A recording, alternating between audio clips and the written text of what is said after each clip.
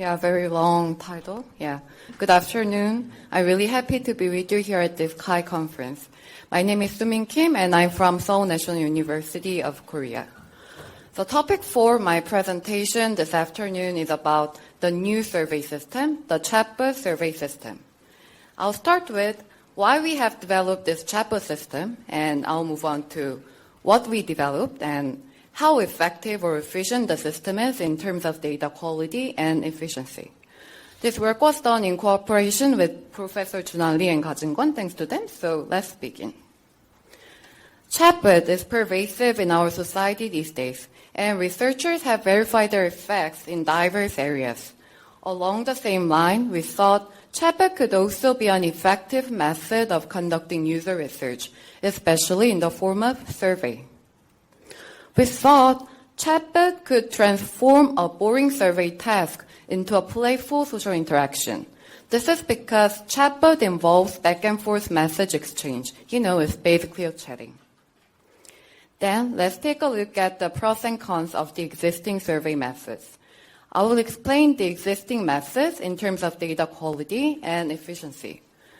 As you can see, the x-axis is for data quality, and the y-axis is for efficiency in terms of time and money. So let's start with the traditional surveys. Traditional surveys, such as face-to-face and telephone surveys, are located to the right side of the graph because it can gather high-quality data. There's some social interaction occurs in these methods. But they are placed in the bottom of the graph because of their low efficiency in terms of time and money. We researchers have to go somewhere and meet someone or call someone, and lots of human resources and times are required. However, web surveys have solved this efficiency problem of the traditional surveys, so it's located in the upper side. Web surveys can collect and analyze a large amounts of data quicker and more economically. Also, web survey is more flexible because respondents can access the survey at their own convenience. However, the data quality of web survey is really somewhat questionable. They are self-administered. Human interviewer is never present to pace or wake up respondents. So this kind of behavioral pattern, which is also referred to as straight lining, is really happen a lot in web surveys. Respondents just tick the same answers to save their time or to finish the task as fast as possible. Survey is just like a homework, and thus the respondents produce insincere answers, which is a big data quality problem in web surveys. So this brought us the question of how can we solve this data quality problem and achieve high efficiency at the same time? That's how we arrived the answer of Chatbot survey system. A chatbot might resolve the data quality problem in the web surveys because respondents may perceive the chatbot survey as a social interaction. And if they perceive the survey as an interaction, they will engage more and give more sincere answers. However, we assume that the chatbot interface itself is not sufficient to convey conversational interactivity because it only represents a surface-level interface. It's unquestionable that how to say something is as important or even more important than what you say. So we focused on not only the platform, but also the conversational style, the way we ask questions. To get to the point, our goal is to verify the feasibility of a text-based chatbot as a new survey method. And in particular, we aim to overcome the web survey's response quality problems. So we designed the research prototype of chatbot survey system. And this is a demo video of our chatbot survey. All questions and dialogues are translated from Korean. As you can see, the questions are naturally asked and answered in the course of the conversation. Yeah. So this is the new chatbot survey system we've developed. And to examine the feasibility of the system, we have conducted a user study. Now let me explain how we designed and conducted a user study. We recruited 106 participants, and the study consisted of a series of an experiment, post-hoc surveys, and semi-structured interviews. We used a different measure for each step.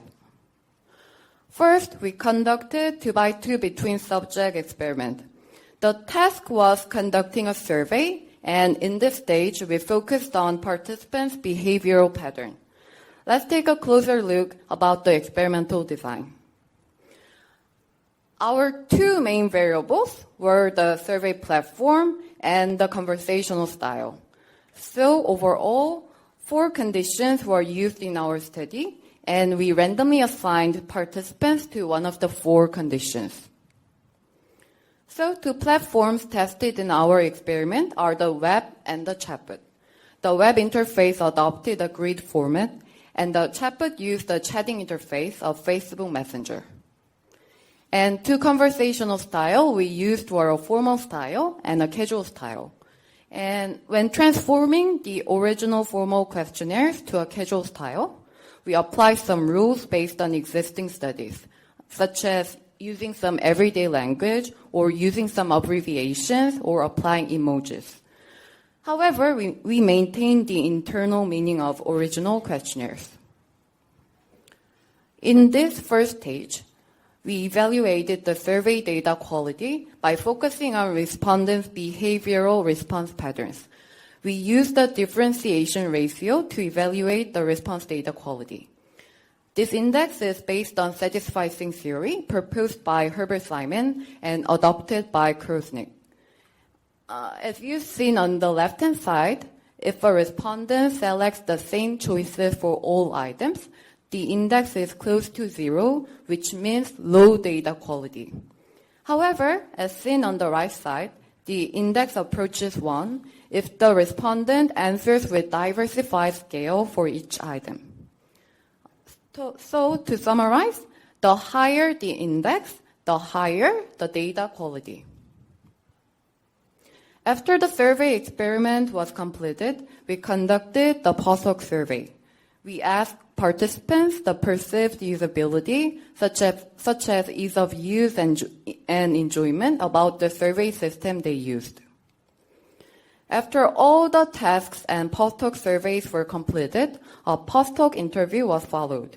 We conducted semantic analysis for the open-ended answers. So we are almost there. Now I would like to discuss the result and conclusion of our study. First result is about data quality, our main dependent variable. The Chatbot survey resulted in higher quality data compared to the web survey, which means that Chatbot survey produced more diversified responses than traditional web survey. However, as seen on the graph, this positive result of Chatbot happens only when the Chatbot used the casual conversational style. No meaningful differences was found among the other 3 conditions. This result implies that conversational interactivity occurs not only with the external chatbot interface. However, to convey conversational interactivity, an effective communication strategist should be used. Not only the tool, but interface itself, not only the tool or interface itself, but also the communication style or how you say things is really important. Second result is about the perceived usability. The results regarding perceived usability have shown that web and chatbot systems were both easy enough to use. And users perceived a high level of enjoyment when the casual conversational style was applied. Now, let's take a look at the user's perception through the qualitative results. 4 topics were discovered about the Chatbot survey. First topic is about, it's not a task, but an interaction. Users perceive the Chatbot survey as a social interaction rather than a task. Second topic is about the effect of conversational style on intimacy. Participants felt more of a personal connection to the chatbot because of its friendly conversational style. Third topic is about playful interaction. A number of users mentioned that they really enjoyed having conversations with chatbot. And all these three themes are about users' experience related with social interaction and emotional intimacy. Then let me show you some real feedback from the participants. It's all translated from Korean. And after all the user studies were completed, I wanted to hear more about their thoughts. So me as a chatbot sent the messages of asking follow-up questions without any expectation of getting responses. However, participants voluntarily have responded to the question without any incentives. They said they really enjoyed the experience, and the chatbot survey is like having a long conversation with a real human being. And they also give some emotional responses. As you can see, they send some emojis and they send some pictures to upgrade your system. And they also mention several inconveniences of using a chatbot survey, such as it takes too long or it's hard to modify the answer. And all these points are what we have to solve in the future. Yeah. So I've shown you some real user voices, and let's go back to our qualitative results. The last topic is about easy access through mobile devices. Some interesting findings were appeared about this topic, but because we don't have much time left, please refer to our paper if you are interested. Okay, conclusion. Let's go back to the graph in the beginning. We wanted to improve the existing survey system in terms of data quality. So we proposed the chatbot as a new survey method. According to our results, maybe chatbot users were more engaged with using a chat interface, but this effect was not enough to improve the data quality. The chatbot interface leads to better user engagement and high-quality data only when accompanied by a friendly and human-like conversational style. Maybe the chatbot's casual conversational style helps users recall human-to-human interaction. Or maybe participants feel more intimacy when talking to a human-like friendly chatbot. As been said in the CASA paradigm, computers as social actors. So they could give more attention and give more sincere answers. Finally, our study is meaningful in the perspective of achieving functional and relational goals.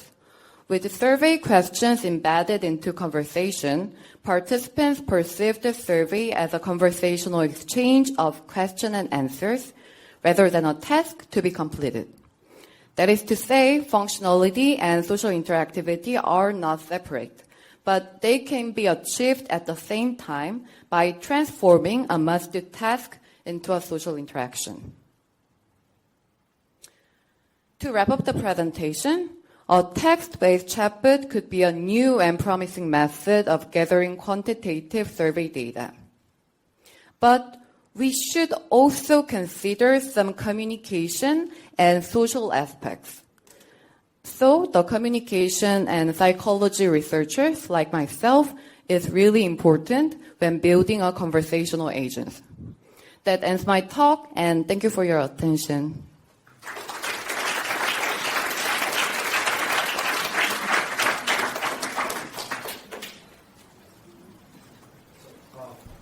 Hello, this is Eugene from KAIST. Thanks for the nice presentation. So my question is, when you do you actually observe any of the personal differences? Like some people prefer the web, some people prefer the formal, conversation style. Some people prefer the colloquial style. So the preference may affect the quality and the efficiency as well. about your question, we did not really measure the preference of web and chatbot interface as a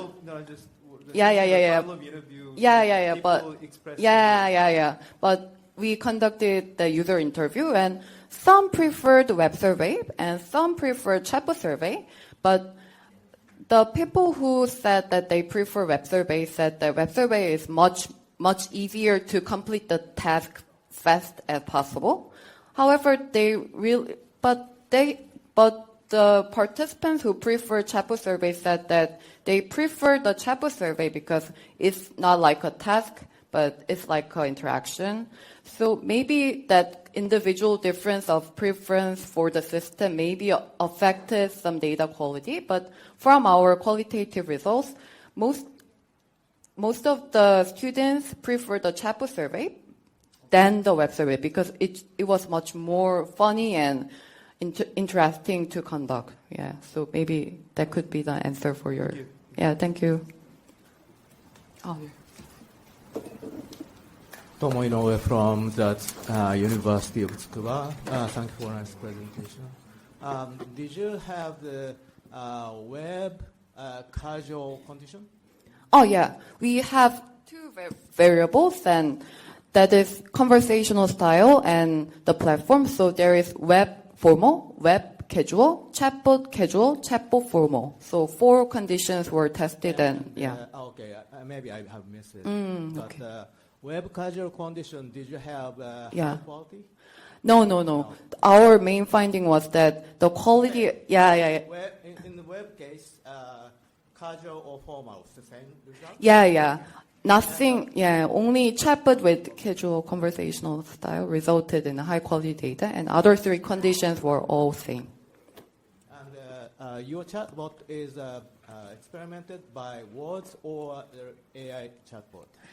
It was rule-based chatbot because we did not do the question of open-ended answers, but we used the survey based on the Likert scale item, so we could automate the system based on the rule-based system. So, thank you. Yeah, not AI system, but maybe I would like to conduct the chatbot with AI system in the future work. Thank you.